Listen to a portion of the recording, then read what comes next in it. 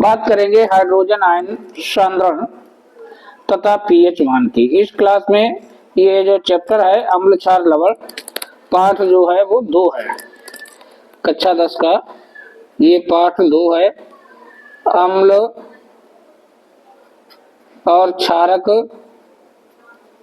लवण। इस पाठ का अध्ययन कर रहे हैं और इसमें हम बात करेंगे हाइड्रोजन आयन सांद्रण तथा पीएच मान की।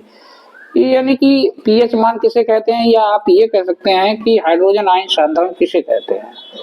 तो हाइड्रोजन आयन सांद्रण को बच्चों ग्राम आयन प्रति लीटर में या मोल प्रति लीटर में दिखाया जाता है और इसका मान जो होता है हाइड्रोजन आयन सांद्रण का 1 × 10⁻14 से तक लिखा जाता है, मोल प्रति लीटर होता है। हाइड्रोजन सांद्रण को आयन सांद्रण को प्रदर्शित करने के लिए एक विदेशी वैज्ञानिक सोरेनसन हुए हैं, इन्होंने एक पद्धति का प्रयोग की जिसे पीएच पद्धति कहते हैं या पीएच स्केल कहते हैं।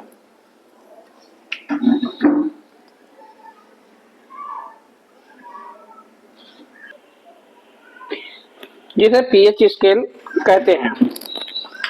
तो इस पद्धति के अनुसार ये बताया गया है पीएच बराबर कैसे लिखेंगे, -log और -log एच प्लस बड़ी ब्रैकेट में लिखेंगे। बड़ी ब्रैकेट ये इसलिए लगाई जाती है, ये हाइड्रोजन आयन जो है उसके सक्रिय द्रव्यमान को दर्शाता है।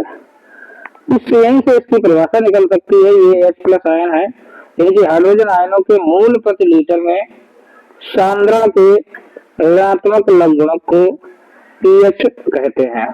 यहीं से यहाँ से देखेंगे आप पीछे से हाइड्रोजन आयनों के मोल प्रति लीटर में सांद्रण के ऋणात्मक लघुगणक है, ये ऋणात्मक लघुगणक को पीएच कहते हैं।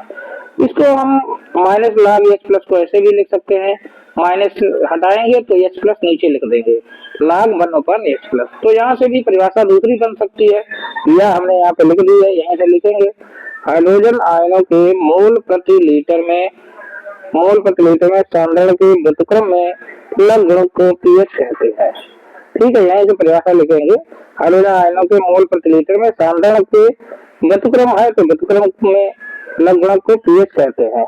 इस संबंध को ऐसे भी दर्शाया जा सकता है, H प्लस बराबर 10⁻⁻ पीएच। इस संबंध को भी आप ध्यान रखेंगे और ये भी सूत्रों में यूज किया जाता है, तो इसको भी ध्यान रखेंगे। अगर ये नेक्स्ट बात हम देखेंगे, अगर आपको दिया है कि मिलियन में हाइड्रोजन आयन सांद्रण 10⁻⁵ मोल प्रति लीटर है तो इसका पीएच मान कितना होगा, 5 होगा। यदि किसी मिलियन में हाइड्रोजन आयन सांद्रण दिया हुआ है 10⁻⁵ मोल प्रति लीटर तो उसका पीएच मान 5 होगा। अगर दिया हुआ है 10⁻10 मोल प्रति लीटर तो उसका पीएच मान कितना होगा, तो उसका पीएच मान जो होगा वो 10 होगा। तो इस तरीके से हम देख सकते हैं इस बात को। अब हम बात करेंगे पीएच स्केल की। पीएच स्केल क्या होता है? पीएच स्केल जो होता है, यानी कि पीएच स्केल जो होता है वो क्या करते हैं, हाइड्रोजन आयन सांद्रण को मापने के लिए पीएच स्केल बनाया गया है। ठीक है, और इसमें क्या होता है, इसमें ये 0 से लगाकर 14 तक अंक लिखे जाते हैं। ठीक है, 0 से लगाकर 14 तक इसमें अंक लिखे जाते हैं और इस तरीके से एक पैमाना बना दिया गया है पीएच स्केल को दर्शाने के लिए। बीच में 0, बीच में 7 है और यहाँ पे 0 है, यहाँ पे 14 है।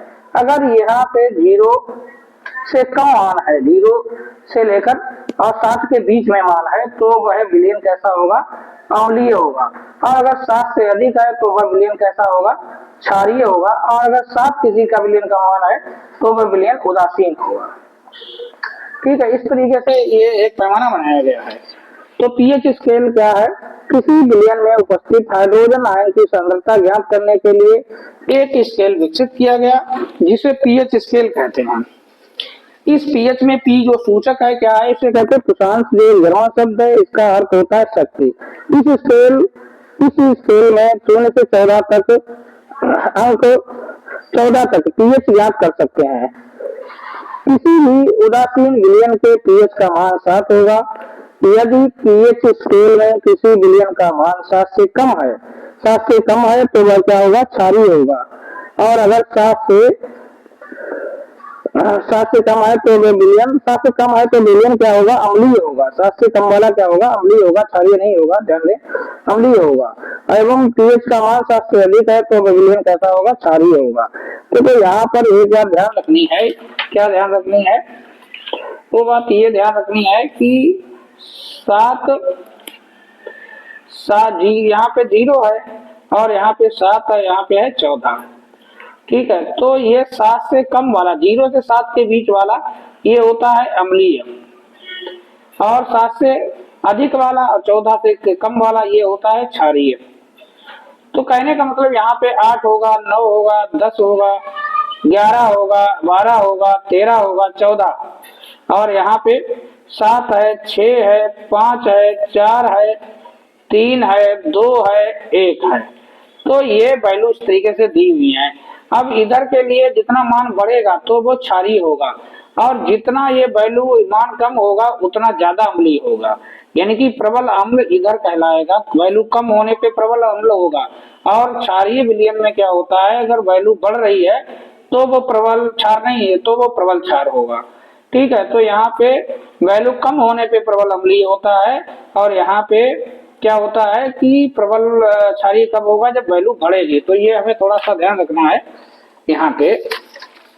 इसके बाद हम बात करेंगे जल का आयनिक गुणनफल। जल का आयनिक गुणनफल क्या होता है, इस बात को हम समझ लेते हैं। बहुत ही सिंपल और सरल है जल का आयनिक गुणनफल। देखो, जल का आयनिक गुणनफल, इसको हमें ध्यान रखना है, H पॉजिटिव और गुणे OH माइनस निगेटिव, दोनों का गुणनफल जो होता है 1 गुणे 10⁻⁻14 होता है। तो ये गुणनफल जो होता है इतना होता है, और इसमें से क्या होता है, इसकी सहायता से किसी एक का मान दिया जाएगा, H प्लस का दिया जाएगा तो H माइनस का निकाल लेते हैं, OH का दिया जाएगा, अगर OH का निकालना है तो इसका दिया जाएगा, किसी एक का दे दिया जाएगा आपको मान निकालने के लिए, और एक का दे देंगे दूसरे का पूछ लेंगे। अगर H प्लस का देंगे तो OH का पूछेंगे, अगर OH का देंगे तो H प्लस का पूछेंगे, और दोनों का गुणनफल जो होता है इसके बराबर होता है। जिसका दिया जाएगा रख लिया जाएगा, निकाल दिया जाएगा दूसरे का। तो यही लिखा है, इसकी सहायता से किसी विलयन में H प्लस की सांद्रता ज्ञात होने पर OH की सांद्रता तथा OH की सांद्रता ज्ञात होने पर H प्लस की सांद्रता ज्ञात की जा सकती है। 25 डिग्री सेल्सियस पर जल का आयनिक गुणनफल 1 गुणे 10⁻14 होता है। H प्लस गुणे OH माइनस बराबर 1 गुणे 10⁻14। ठीक है, शुद्ध जल तथा उदासीन जलीय विलयन जो होता है उसमें H प्लस तथा OH की संख्या समान होती है। देखो, H प्लस और OH की संख्या 1 गुणे 10⁻7 है। इन दोनों की, इसकी भी 1 गुणे 10⁻7 होगी, इसकी भी 1 गुणे 10⁻7 होगी। इन दोनों का गुणनफल तभी आएगा 1 गुणे 10⁻14। इस तरीके से संख्या रहती है। अतः शुद्ध जल तथा उदासीन विलयन में H प्लस सांद्रण जो होता है 1 गुणे 10⁻7 मोल प्रति लीटर होता है। इसीलिए शुद्ध जल तथा उदासीन विलयन का पीएच मान जो होता है वो 7 होता है। उदासीन विलयन का पीएच मान जो होता है वो 7 होता है। अम्लीय विलयनों में अम्ल द्वारा H प्लस देने के कारण H प्लस आयन का सांद्रण 1 गुणे 10⁻7 मोल प्रति लीटर से अधिक होता है। अब जैसे अम्लीय विलयन है तो उसमें H प्लस जो आयन होंगे उनका सांद्रण 1 गुणे 10⁻7 से अधिक होगा, और ये जितना मान 7 से अधिक है 10⁻7 से अधिक, तभी ये पीएच मान कितना होगा, 7 से कम आएगा। क्योंकि ये मान जो है ना माइनस में है, जो ये जितना बढ़ेगा उतना मान ये कम आएगा, और कम आएगा तो वो उतना ही क्या होगा, अम्लीय होगा। ये वैल्यू हमने बताया था, जितनी कम होगी तो उतनी ही वैल्यू क्या होती है, वो अम्लीय होती है, प्रबल अम्ल का काम करती है। तो यही बात लिखी है, प्रति लीटर से अधिक होता है, अतः अम्लीय विलयनों का पीएच मान 7 से कम होता है। अब हम बात करेंगे क्षारीय विलयन को लेके। क्षारीय विलयन में OH क्षार द्वारा OH माइनस आयन प्रदान किए जाते हैं। तो इसमें OH आयन का सांद्रण 1 गुणे 10⁻7 से अधिक होता है, क्योंकि जल का आयनिक गुणनफल इनका दोनों का गुणनफल जो होता है, इनका वो कितना होता है हमें पता है, 1 गुणे 10⁻14 होता है। ठीक है, अब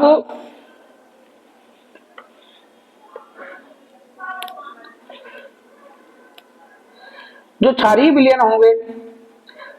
विलयन होंगे उनमें H प्लस आयन का सांद्रण जो होगा वो 1×10⁻⁷ से क्या होगा, कम होगा। इसीलिए इनका OH का आयन का सांद्रण जो होगा 1×10⁻⁷ से अधिक होगा।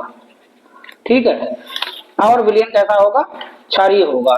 यहाँ पे देख लो, अक्षारीय विलयन में क्षार द्वारा OH माइनस आयन प्रदान करने के कारण OH का माइनस का सांद्रण 1×10⁻⁷ मोल प्रति लीटर से अधिक होता है।